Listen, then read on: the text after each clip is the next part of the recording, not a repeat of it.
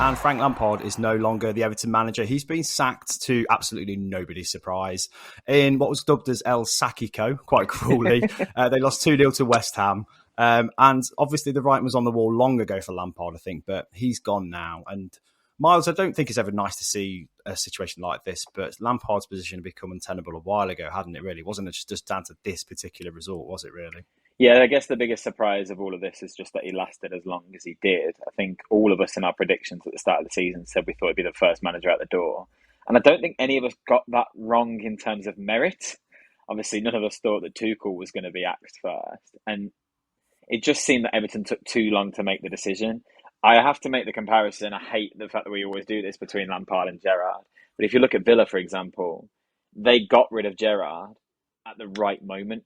And look where they've kicked on to since. Everton hung on, and now find themselves in real trouble at the halfway point in the season. It was inevitable. He's clearly not a good enough coach at this level, but Everton are a basket case of a club. So, mate, I don't really know what to make of this. Who's ended up better off out of this? Lampard for getting away from them, or them for getting away from him? It's a difficult call. I think there's been a lot of people saying that they were 16th in the league when he took over, and obviously they've got a lot worse since then. But it's not just the league position, is it, Dave? It's the style of play, the football that's been played, the money that's been spent. I mean, a lot of that isn't Lampard's fault necessarily, but they've been playing some ugly stuff, Everton, haven't they? They've got through some games by the skin of their teeth. And I think you said, Myles, kind of prolong the inevitable for a bit by playing slightly well in some games, but always seeming to come out okay at the end of it. But for the last few games, it's been a turgid watch for Everton fans, hasn't it, Dave? They've not been pretty at all. Yeah, they've been trying to dig themselves out of this hole for quite a while now, and it just seems to have been not just obviously within sort of obviously the players and obviously the coaching team, manager, but the whole club is just a chain of sort of indecision, really. If you look at obviously Mashiri came out and said that it's not his decision to sack the manager.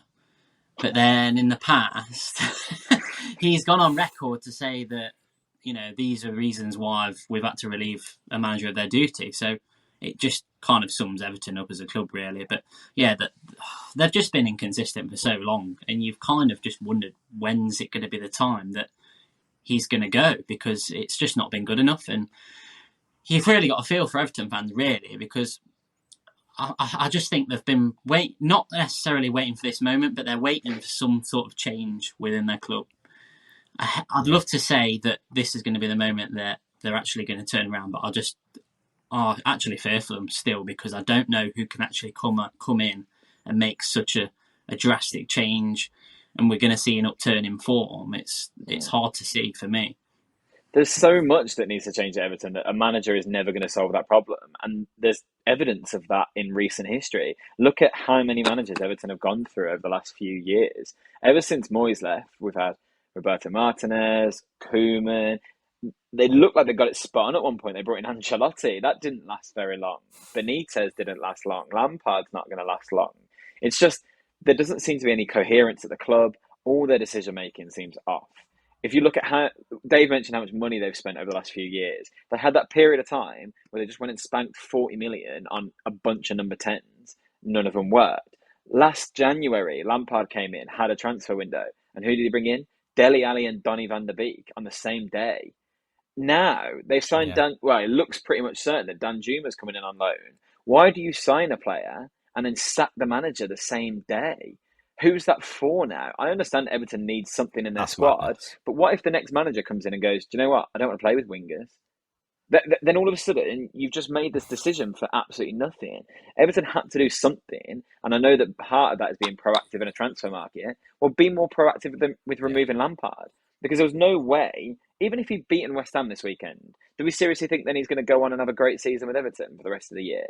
No, you'd have ended up sacking him in 3 weeks' time or 4 weeks' time. It was going to happen. If they'd done it at the start of January and got a new manager in with a transfer window, all right, funds must be limited at Everton right now. I get that. But that's all their own doing. And look at, even in the summer, Chelsea offered him, how much, 40 million for Anthony Gordon? More than that, wasn't it? I thought it was like 60 million. And they wanted 80 million. It's the idea that they've not taken that now. You've got to laugh at yourselves for not taking that. And then the only budget they had, they spanked on Dwight McNeil. Like, it's just, It's an embarrassing situation at the club. And you're Yeah. right, Dave, the frustration of the fans, you do understand it.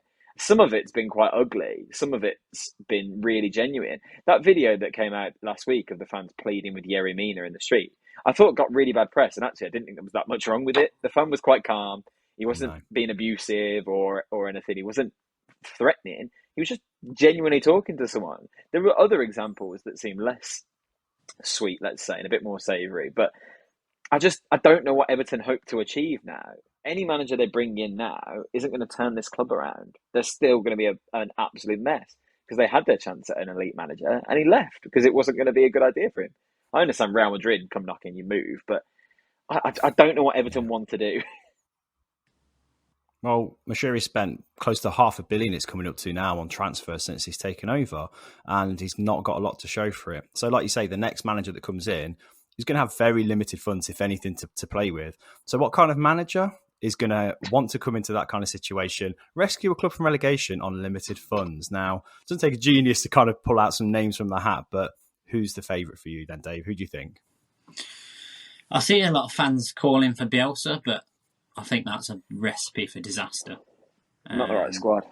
No, and the thing with Bielsa, you look at how long it actually took him to get it right at Leeds as well.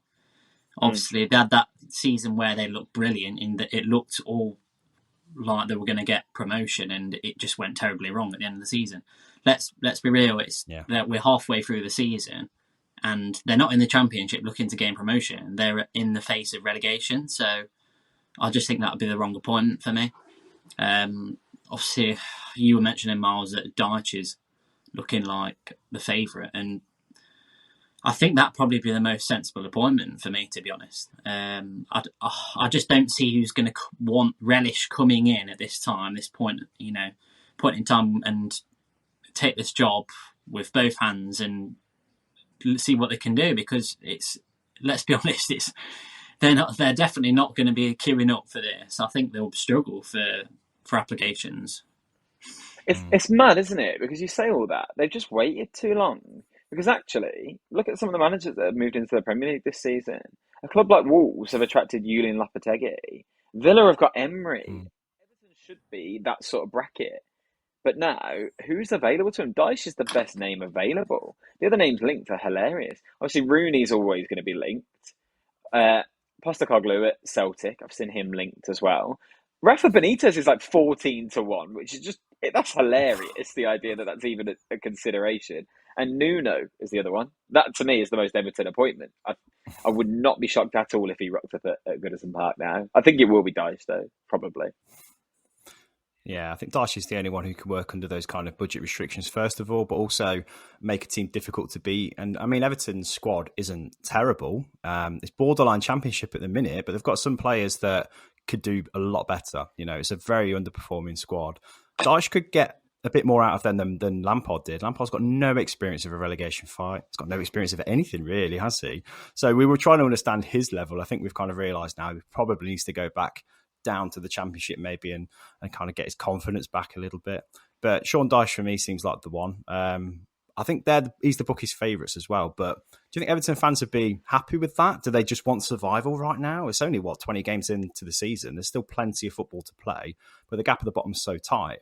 So where do Everton aim now, Myles? I don't think Everton fans would be happy with that. I don't think Everton fans would be happy with any appointment that they will make, because I don't think they'll be happy until there's a change much higher at the club, understandably.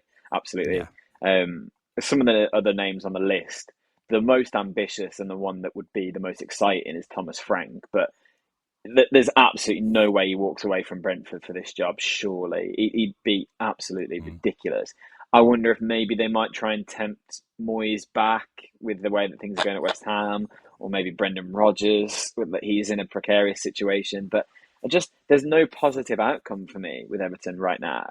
Even if they bring Dyche in and they finish 16th this season, then what? Because they've done that before. They brought Allardyce in on a short-term contract to keep them up. Are you going to go and give Dyche a 3-year deal and hope he builds something? Probably not, let's be totally honest. I don't know what the plan is from Everton. They've sacked him at such an odd time because there's no one that screams out, this is a candidate that would take the club on. And I think that's because Everton don't really know where they want to be right now. They're nowhere near challenging for even the top half, let alone European places that we're used to seeing Everton flirt around with. So their expectation for this season might genuinely just be, all right, we're probably going to go down. I think I don't know. I don't know what else they can hope for now. I think because it's such a desperate situation, you've got to think that any manager coming in is going to be thinking, well, is there a long-term prospect of me being at the club? Because if you're Sean Dyche and you're coming into this job, you're thinking, well, if I obviously do the job and keep you up, do you actually want me here for longer than a year, 2 years? And the answer is probably no, which is quite sad, really. Same for everyone except maybe Rooney. Yeah, but it feels like a similar situation to West Ham. They got David Moyes in to steady the ship, then got rid of him, and then realised, well, actually, he's the safe bet for Premier League stability. So I think that could be the case with Dyche. He's got more to offer than he had with Burnley. He's probably going to have more funds in the long run if they can stay afloat, but it's whether they can avoid relegation now. It's basically the same squad as he had at Burnley, isn't it? I don't know. Yeah, true. I think with Rooney, it's got echoes of Shearer with Newcastle, isn't it, really? I don't know, because Rooney... I don't know about that. Rooney has done things managerially since then. Obviously, it's not the highest level or the most pedigree getting Derby relegated, but he's shown a bit about him that he might be able to at least get the fight into Everton for this season. I don't know about long term, but I think they would want to invest in him longer, as they tried to with Lampard, I guess. But I don't think there's a good candidate for them right now. On the subject of West Ham, though, they will have a bit of respite from this result, and it's kind of a testament to how bad Everton were that West Ham managed to win, because they weren't actually amazing. It was just the lesser of two evils out of the two teams. You've said that, I think in the past, Myles, that West Ham have got a better squad than the position they're in, but I think the Premier League this season, that doesn't mean anything, does it? The gap between 14th and 20th is about 3 points. So can West Ham get a run of results, do you think, after this and try and move further away from that relegation zone? I think so. I still think Moyes' days are numbered. I think it's another one of those things where it's probably inevitable. West Ham will be fine in the end. They'll probably bring in another manager and we'll see some sort of success. They brought in a couple of players in January, including Danny Ings. Obviously, he'll probably add some goals to their lineup. So I don't worry about West Ham. It's a shocking season, don't get me wrong. And they're not going to achieve what they should have with that squad of players, because let's not get it twisted. West Ham spent a lot of money in the summer. A lot. I think they were the second highest spenders in the league, or maybe third. Yeah, that's a big feat for a club like West Ham off the back of some good success over the last couple of years. So they'll be disappointed, but they're safe, I think. As I know it seems silly to say safe when they're as close as they are, but I just cannot see them getting sucked into it.